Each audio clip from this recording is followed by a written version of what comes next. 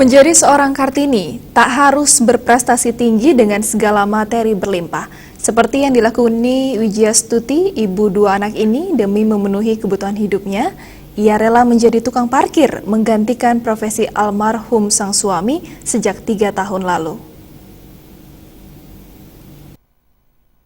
Lengkap dengan seragam biru, peluit, dan tas kuning yang menemaninya setiap hari, Widjiastuti mulai melaksanakan aktivitasnya sebagai tukang parkir di Jalan Mawar Denpasar. Dengan sigap layaknya seorang laki-laki, ia memandu dan mengarahkan kendaraan roda 2 dan 4 yang akan parkir di pinggir jalan. Dari hasil jasanya memarkirkan kendaraan, ibu dua anak ini mampu mengumpulkan rupiah 40.000 per hari setelah dipotong setoran 122.000.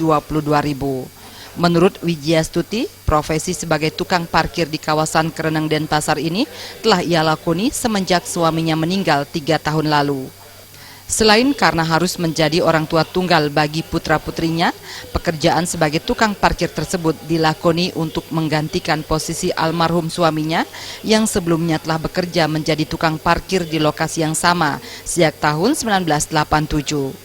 Meski hanya mengawasi dan memarkirkan kendaraan bukan berarti tanpa hambatan, tak jarang dirinya kena marah jika salah memarkirkan kendaraan, apalagi Jalan Mawar sangat ramai dan kerap macet. Kemacetan itu kita selalu, bagi orang yang tidak ngerti itu kita selalu dimarah. Itu tanggung jawab kita sebagai tantangan kita di jalan sebagai tukang parkir. Kalau ada kemacetan itulah kita yang jadi ini sama orang gitu. Bertepatan dengan peringatan Hari Kartini yang diperingati bangsa Indonesia setiap 21 April, sosok Widjiastuti dapat menjadi cerminan para kaum wanita di Indonesia dan Bali khususnya. Kaum perempuan saat ini tak bisa dipandang sebelah mata. Mereka mampu hidup dalam situasi apapun, setangguh kamu laki-laki.